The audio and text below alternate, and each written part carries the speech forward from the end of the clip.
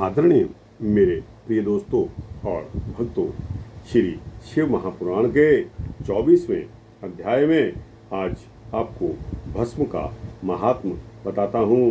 दोस्तों, यह सूक्ष्म वृत्तांत है। सूत जी बता रहे हैं कि हे महर्षियों, भस्म संपूर्ण मंगलों को देने वाला तथा उत्तम है। उसके दो भेद बताए गए हैं और उन दोनों भेदों का वर्णन भी सूत जी बता रहे हैं और कह रहे हैं कि इसको ध्यानपूर्वक सुनिए। तो दोस्तों, एक को महाभस्म जानना चाहिए और दूसरे को स्वल्प भस्म कहा जाता है। महाभस्म भी अनेक भेदों में है। यह 3 प्रकार का बताया गया है: स्रोत, स्मार्त और लौकिक। यह 3 प्रकार का बताया गया है महाभस्म। और इसमें स्रोत और स्मार्त भस्म को केवल द्विजों के ही उपयोग में आने के योग्य बताया गया है। तीसरा लौकिक भस्म है, वह अन्य लोगों को उपयोग में आ सकता है। श्रेष्ठ महर्षियों ने बताया है कि द्विजों को वैदिक मंत्र के उच्चारण पूर्वक भस्म धारण करना चाहिए। दूसरे लोगों के लिए बिना मंत्र के ही केवल धारण करने का विधान है। जले हुए गोबर से उत्पन्न होने वाला भस्म आग्नेय कहलाता है। हे महामुने, वह भी त्रिपुंड का द्रव्य है, ऐसा बताया गया है। अग्निहोत्र से उत्पन्न हुए भस्म भी मनीषी पुरुषों को संग्रह करना चाहिए। अन्य यज्ञ से प्रकट हुआ भस्म भी त्रिपुंड धारण के काम में आ सकता है। जाबालोपनिषद में आए हुए अग्नि इत्यादि 7 मंत्रों द्वारा जल मिश्रित भस्म से धूलन, विभिन्न अंगों में मर्दन या लेपन करना चाहिए। महर्षि जाबाली ने सभी वर्णों और आश्रमों के लिए मंत्र से या बिना मंत्र के भी आदरपूर्वक भस्म से त्रिपुंड लगाने की आवश्यकता बताई है। समस्त अंगों में सजल भस्म को मलना अथवा विभिन्न अंगों में तिरछा त्रिपुंड लगाना, इन कार्यों को मोक्षार्थी पुरुष प्रमाद से भी न छोड़ें, ऐसा श्रुति का आदेश है। भगवान शिव और विष्णु ने भी तिर्यक त्रिपुंड धारण किया है। अन्य देवियों सहित भगवती उमा और लक्ष्मी देवी ने भी वाणी द्वारा इसकी प्रशंसा की है। ब्राह्मणों, क्षत्रियों, वैश्यों, शूद्रों, वर्ण संकरों तथा जाति भ्रष्ट पुरुषों ने भी उद्भलन एवं त्रिपुंड के रूप में भस्म को धारण किया है। जो लोग श्रद्धापूर्वक शरीर में भस्म का उद्भलन यानी कि लेप तथा त्रिपुंड धारण करने का आचरण नहीं करते हैं, उनमें वर्ण आश्रम समन्वित सदाचार की कमी है। जिनके द्वारा श्रद्धापूर्वक शरीर में भस्मलेप और त्रिपुंड धारण का आचरण नहीं किया जाता है, उनकी विनिर्मुक्ति करोड़ों जन्मों में भी संसार से संभव नहीं है। जो श्रद्धापूर्वक शरीर में भस्मलेप और त्रिपुंड धारण का आचार पालन नहीं करते हैं, उन्हें 100 करोड़ कल्पों में भी शिव का ज्ञान प्राप्त नहीं हो सकता। जो श्रद्धापूर्वक भस्मलेप और त्रिपुंड धारण नहीं करते हैं, वे महापातकों से युक्त हो जाते हैं, ऐसा शास्त्रों का निर्णय है। जो श्रद्धापूर्वक भस्मोद्भलन और त्रिपुंड धारण नहीं करते, उन लोगों का संपूर्ण आचरण विपरीत फल प्रदान करने वाला हो जाता है। हे मुनियों, जो महापातकों से युक्त और समस्त प्राणियों से द्वेष करने वाले हैं, वे ही त्रिपुंड धारण तथा भस्मोद्भलन से अत्यधिक द्वेष करते हैं। वे जो आत्मज्ञानी मनुष्य शिवाग्नि यानी कि अग्निहोत्र का कार्य करके आयुषम जमदग्ने इस मंत्र से भस्म का मात्र स्पर्श ही कर लेता है, वह समस्त पापों से मुक्त हो जाता है। त्रायोशम जमदग्ने, त्रायोशम जमदग्ने। इस मंत्र से भस्म का स्पर्श कर लेना ही समस्त पापों से मुक्ति हो जाती है। जो मनुष्य तीनों संध्या कालों में श्वेत भस्म के द्वारा त्रिपुंड धारण करता है वह समस्त पापों से मुक्त होकर शिव सानिध्य का आनंद भोगता है। जो व्यक्ति श्वेत भस्म से अपने मस्तक पर त्रिपुंड धारण करता है वह अनादिभूत लोकों को प्राप्त करके अमर हो जाता है। बिना भस्म स्नान किए षडक्षर ओम नमः शिवाय मंत्र का जाप नहीं करना चाहिए। विधि पूर्वक भस्म से त्रिपुंड धारण करके ही इसका जाप करना चाहिए। दयाहीन अधम महापापों से युक्त उपपापों से युक्त मूर्ख या पतित व्यक्ति भी जिस देश में नित्य भस्म धारण करते रहते हैं वह देश सदैव संपूर्ण तीर्थों और यज्ञों से परिपूर्ण ही रहता है। त्रिपुंड धारण करने वाला पापी जीव भी समस्त देवों और असुरों द्वारा पूज्य है। यदि पुण्यात्मा त्रिपुंड से युक्त है तो उसके लिए कहना ही क्या है। भस्म धारण करने वाला शिव ज्ञानी जिस देश में स्वेच्छा चला जाता है उस देश में समस्त तीर्थ आ जाते हैं। इस विषय में और अधिक क्या बताऊं। विद्वानों को सदैव भस्म धारण करना चाहिए एवं लिंगार्चन करके षडक्षर मंत्र का जाप करना चाहिए। ब्रह्मा विष्णु रुद्र मुनिगण और देवताओं के द्वारा भी भस्म धारण करने के महत्व का वर्णन किया जाना संभव नहीं है।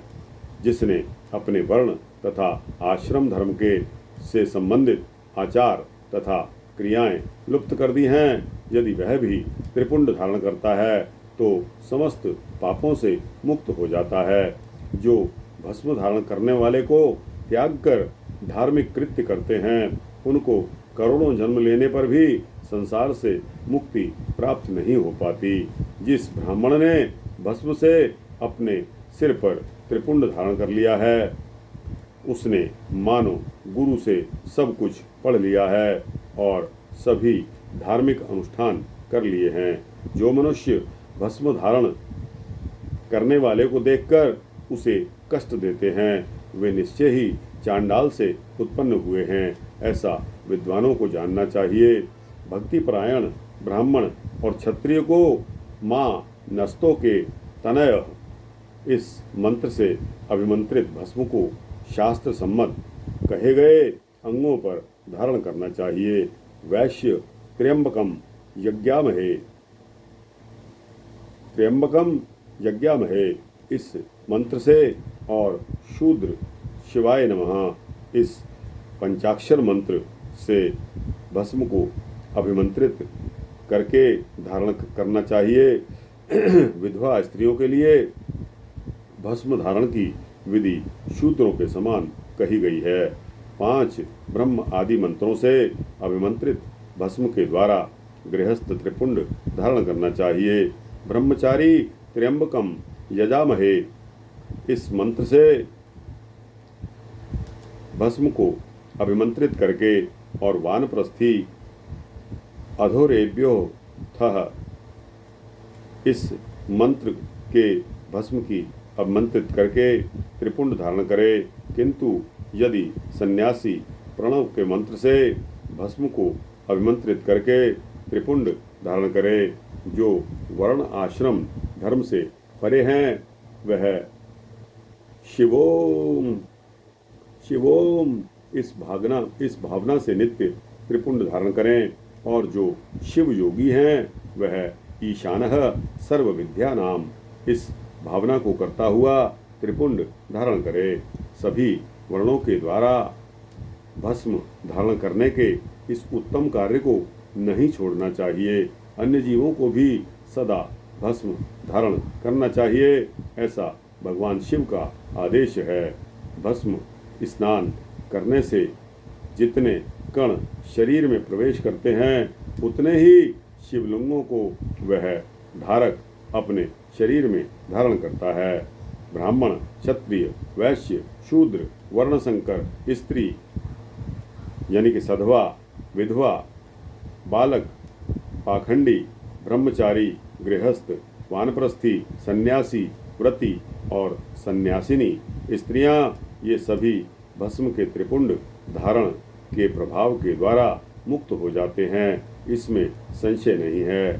जैसे ज्ञानवश या अज्ञानवश धारण की गई अग्नि सबको समान रूप से जलाती है, वैसे ही ज्ञान या ज्ञानवश धारण किया गया भस्म भी समान रूप से सभी मनुष्यों को पवित्र करता है।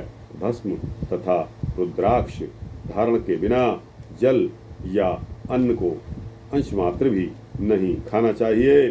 गृहस्थ, वानप्रस्थ, सन्यासी और वर्णशंकर जाति का व्यक्ति यदि भस्म एवं रुद्राक्ष को धारण किए बिना भोजन करता है तो वह मात्र पाप ही खाता है और नरक की ओर प्रस्थान करता है।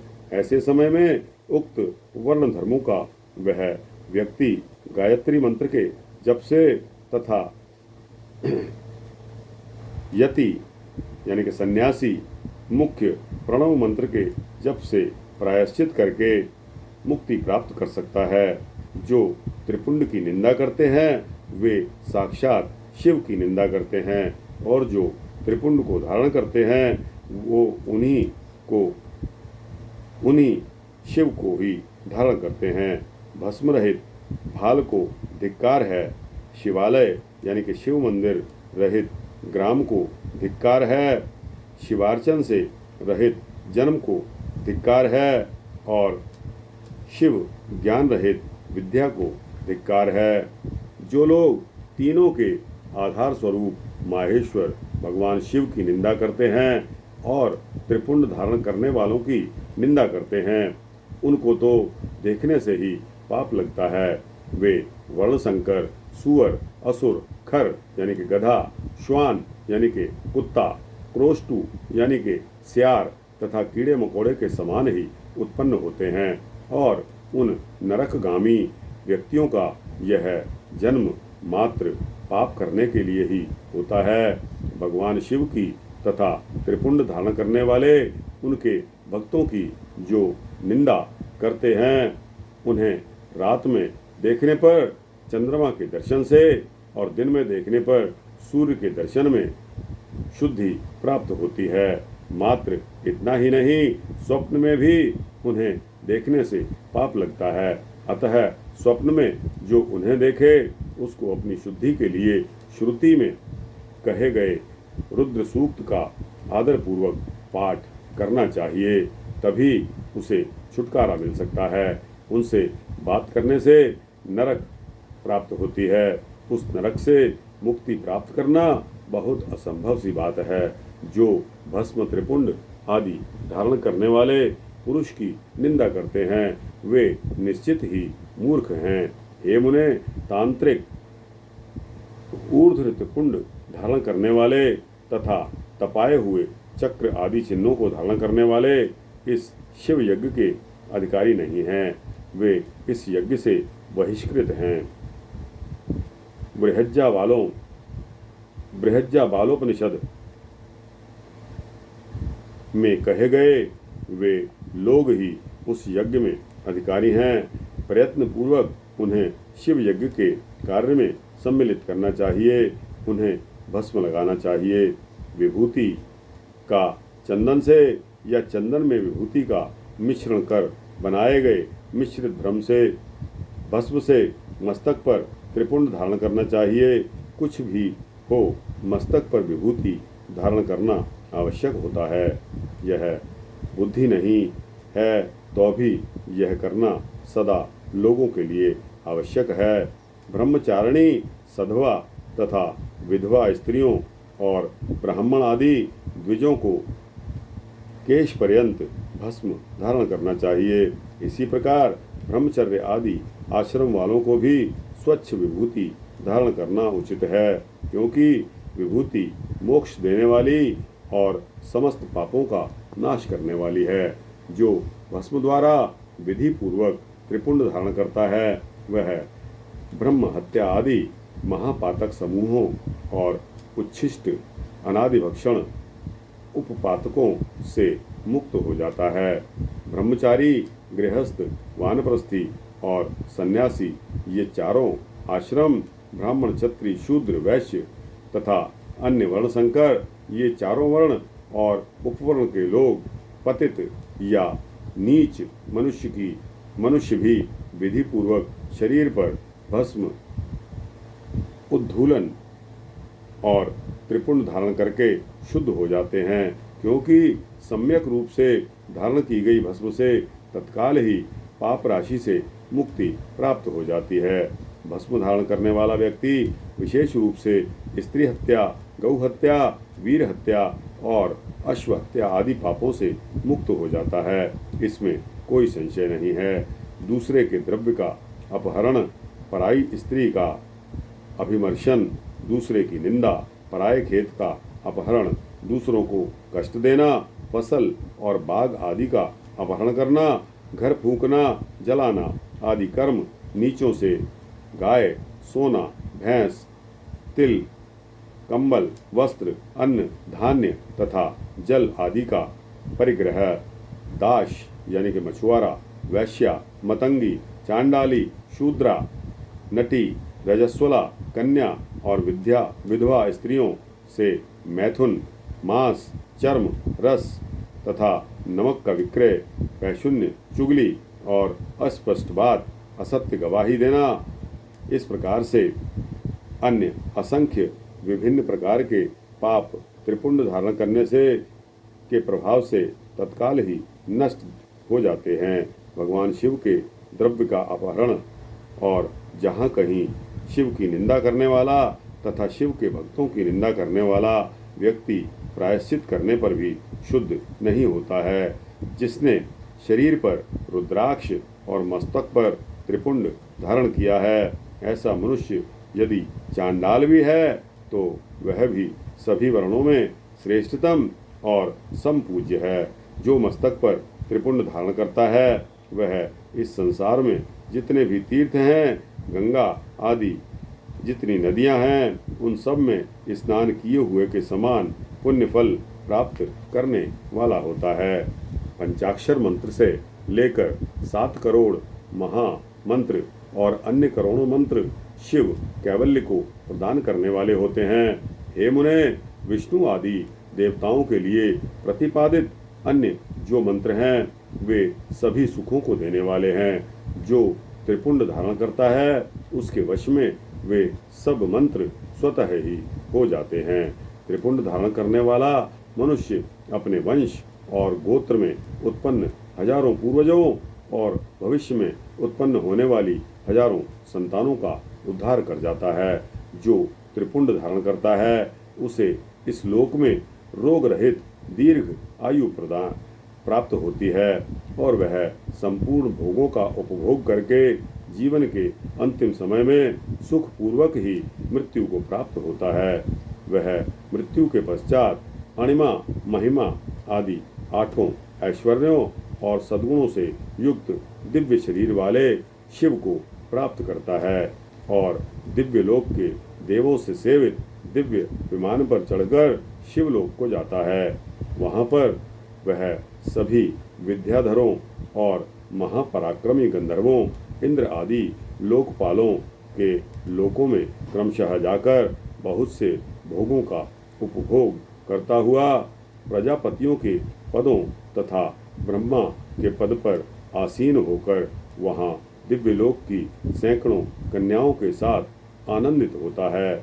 वह उस लोक में ब्रह्मा की आयु के बराबर आयु को प्राप्त करके अनेक सुखों का भोग करके विष्णु लोक को जाता है और ब्रह्मा के 100 वर्षों तक सुखों का भोग प्राप्त करता है। तदनंतर वह शिवलोक को जाकर इच्छा अनुकूल अक्षय कामनाओं को प्राप्त करके शिव का सानिध्य प्राप्त कर लेता है। इसमें कोई संदेह नहीं है। सभी उपनिषदों के सार को बार बार सम्यक रूप से देखकर यही निर्णय लिया गया है कि त्रिपुंड धारण करना ही परम श्रेष्ठ है। जो ब्राह्मण विभूति की निंदा करता है वह ब्राह्मण नहीं है। अपितु अन्य जाति का है और विभूति निंदा के कारण उसे चतुर्मुख ब्रह्मा, आयुषी, मातक, नरक भोगना पड़ता है। श्राद्ध, यज्ञ, जप, होम, बलिवैश्वदेव और देव पूजन के समय जो पूत आत्मा मनुष्य त्रिपुंड धारण करता है वह मृत्यु को भी जीत लेता है। मल त्याग करने पर शुद्धि के लिए जल स्नान किया जाता है।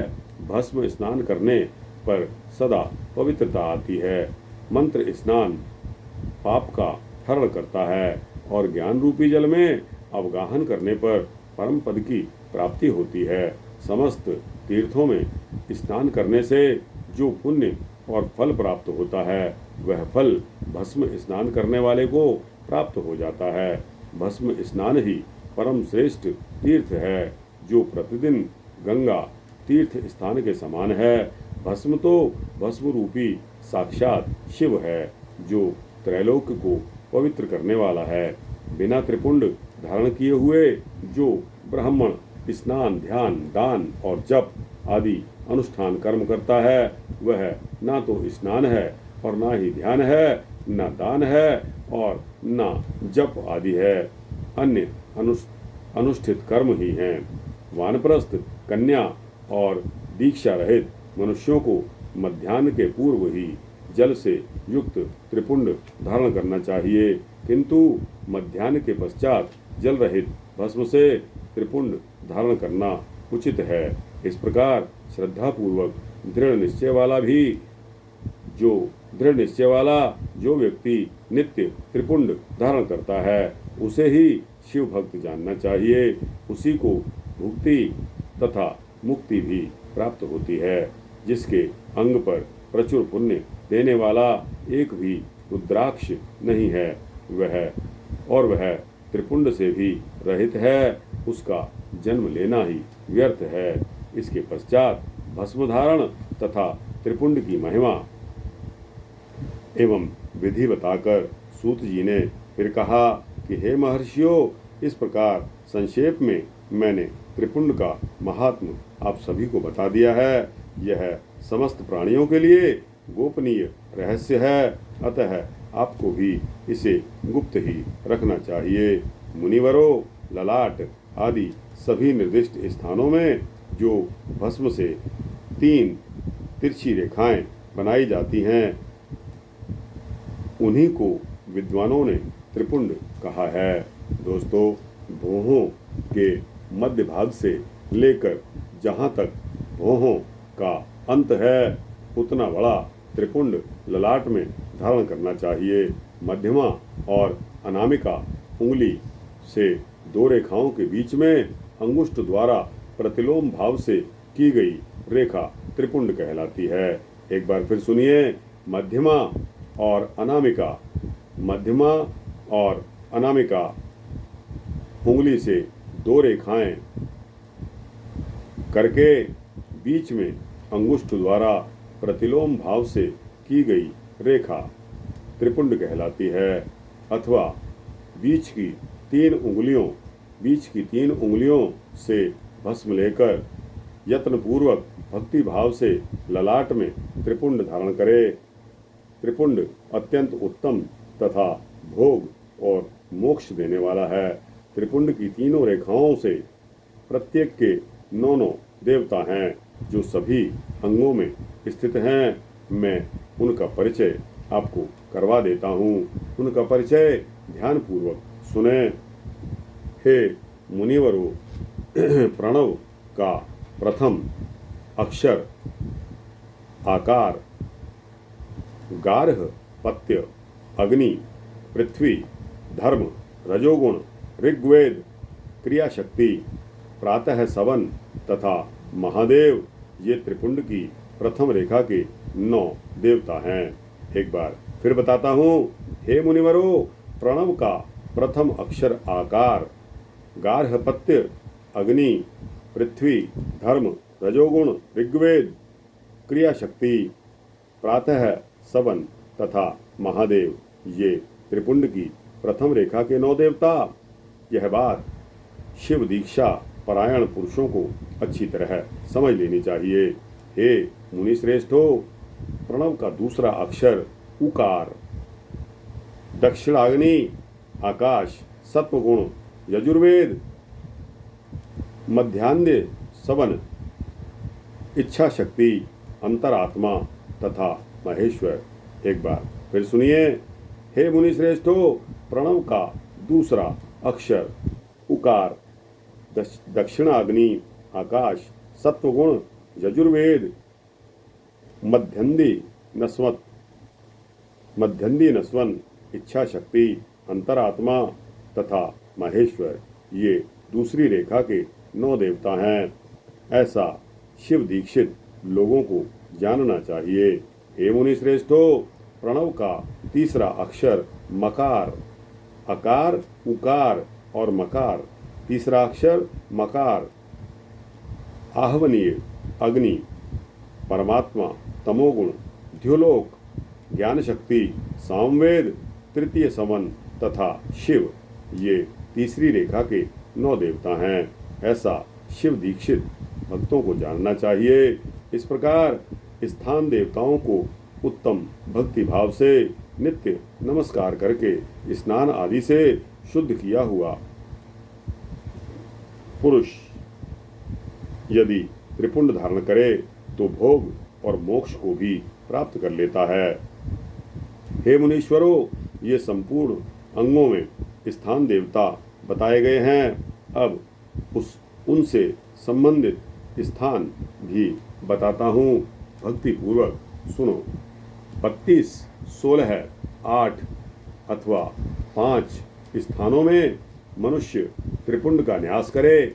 मस्तक, ललाट, दोनों कान, दोनों नेत्र, दोनों नासिका, मुख, कंठ, दोनों हाथ, दोनों कोहनी, दोनों कलाई, हृदय, दोनों पार्श्वभाग, नाभि, दोनों अंडकोश, दोनों उरु, दोनों गुल्फ, दोनों घुटने, दोनों पिंडली और दोनों पैर, ये 32 उत्तम स्थान हैं। इनमें क्रमशः अग्नि, जल, पृथ्वी, वायु, 10 दिक् प्रदेश, 10 दिक्पाल तथा 8 वसुओं का निवास होता है। धरा यानी कि पृथ्वी, धर जिसको कहते हैं, ध्रुव, सोम, आप, अनिल, अनल, प्रत्यूष और प्रभास, ये 8 वसु बताए गए हैं। इन सब का नाम मात्र लेकर इनके स्थानों में विद्वान पुरुष त्रिपुंड धारण करे अथवा एकाग्रचित होकर 16 स्थानों में ही त्रिपुंड धारण करे। मस्तक, ललाट, कंठ, दोनों कंधों, दोनों भुजाओं, दोनों कोहनियों तथा दोनों कलाइयों में, हृदय में, नाभि में, दोनों पसलियों में तथा पृष्ठ भाग में त्रिपुंड लगाकर वहाँ दोनों अश्विनी कुमारों शिव, शक्ति, रुद्र, ईश तथा नारद का और वामा आदि 9 शक्तियों का पूजन करें। ये सब मिलकर 16 देवता हैं। अश्विनी कुमार युगल कहे गए हैं। नासत्य और दस्त्र अथवा मस्तक, केश, दोनों कान, मुख, दोनों भुजा, हृदय, नाभि, दोनों उरु, दोनों जानु, दोनों पैर और पृष्ठभाग, इन 16 स्थानों में 16 त्रिपुंड का न्यास करे। मस्तक में शिव, केशों में चंद्रमा, दोनों कानों में रुद्र और ब्रह्मा, मुख में विघ्नराज गणेश, दोनों भुजाओं में विष्णु और लक्ष्मी, हृदय में शंभु, नाभि में प्रजापति, दोनों उरुओं में नाग और नाग कन्याएं, दोनों घुटनों में ऋषि कन्याएं, दोनों पैरों में समुद्र तथा विशाल पृष्ठभाग में संपूर्ण तीर्थ देवता रूप से विराजमान हैं। इस प्रकार 16 स्थानों का परिचय दिया। अब 8 स्थान बताए जा रहे हैं। 8 स्थान कौन से हैं? गुह्य स्थान, ललाट, परम उत्तम कर्णयुगल, दोनों कंधे, हृदय और नाभि, ये 8 स्थान हैं। इनमें ब्रह्मा तथा सप्तर्षि, ये 8 देवता बताए गए हैं। हे मुनीश्वरों, भस्म के स्थान को जानने वाले विद्वानों ने इस तरह 8 स्थानों का परिचय दिया है, अथवा मस्तक, दोनों भुजाएं, हृदय और नाभि, इन 5 स्थानों को भस्मवेत्ता पुरुषों ने भस्म धारण के योग्य बताया है। यथासंभव देश काल आदि की अपेक्षा रखते हुए उद्धूलन यानी कि भस्म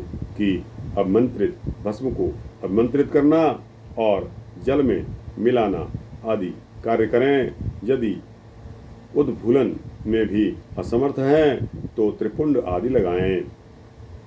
त्रिनेत्रधारी, तीनों गुणों के आधार तथा तीनों देवताओं के जनक भगवान शंकर का स्मरण करते हुए नमः शिवाय कहकर ललाट में त्रिपुंड लगाएं। ईशाभ्याम नमः ऐसा कहकर दोनों पार्श्व भागों में त्रिपुंड धारण करें। बीजाभ्याम नमः यह बोलकर दोनों प्रकोष्ठों में भस्म लगाएं।